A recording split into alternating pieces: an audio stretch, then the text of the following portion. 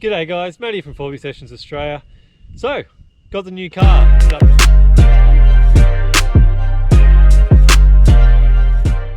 Ended up buying a Mazda BT50 2019 model.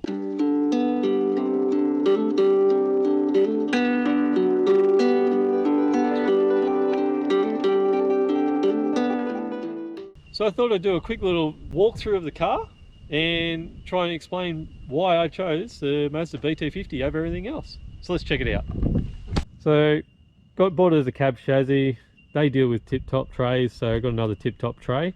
Obviously still road tyres. Big change for me is leaf suspension. Obviously I had coil in the nav.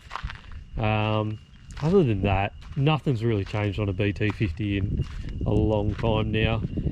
The headlights are obviously been blacked out. They no longer have that big orange thing in the top. They've changed the grille. They have squared it off a bit more as well, but realistically there hasn't been a lot of changes to the outside.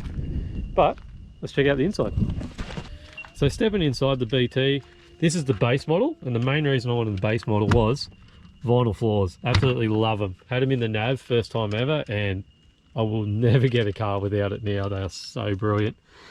I got an auto, obviously, standards rear diff lock, downhill descent, and also Alpine head unit. So that's pretty cool. They've got Apple CarPlay as standard in all these. It's only got 100 Ks on it. We're out in the bush, which is awesome. Young fella loves the new car. Got a lot more space in the back now compared to what the nav had. But realistically, we need to start modding it. So why did I pick a BT50? Obviously I've had one before, so I knew the history. They've still got the same motor. They've got a better gearbox now, which is great. I did have issues with my manual box. Obviously I've got an auto now. But that BT I had, 270,000, running 35s, never missed a beat. The other big thing was money. I really did like the Patrol. A lot of guys were guessing that I was going to go the Patrol. It was bloody nice, but they're 88,000 now. And the cheapest I could get one down to was 72. And before I started modding it, I'm at $72,000. So it's a lot of car to be taken out in the bush. I put the 79 and 76 in the same category, even the 200 series. 79, 76, I kind of ruled them out pretty early, obviously being their only manual, and I've got the van to tow with.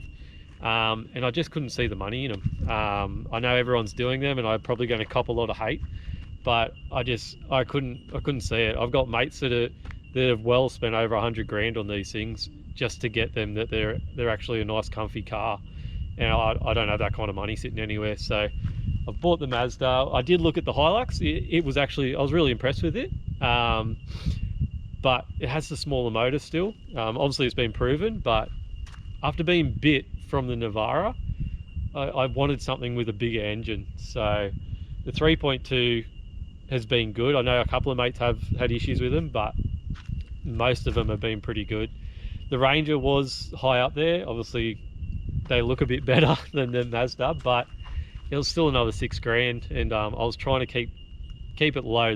My budget was low, and I really just wanted to try and get in a new car, something reliable, and here we are, Mazda BT50. I ended up walking away with it for just a little bit over 40 grand. Like, that's amazing.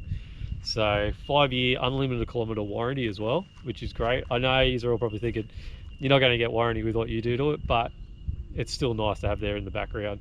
So we'll see how it goes. I'm going to mod it up to my standard and just kind of do some safety things to the engine. I'm not going to do too much work to the engine, but I'm so excited. I can't wait to start. I've already put the mirrors on. Going to start modding the rest of it very shortly. Got majority of the things sitting at home. So stay tuned, and I'm going to do a build video every week, hopefully. So stay tuned, hit subscribe, like. Talk to you soon. See ya.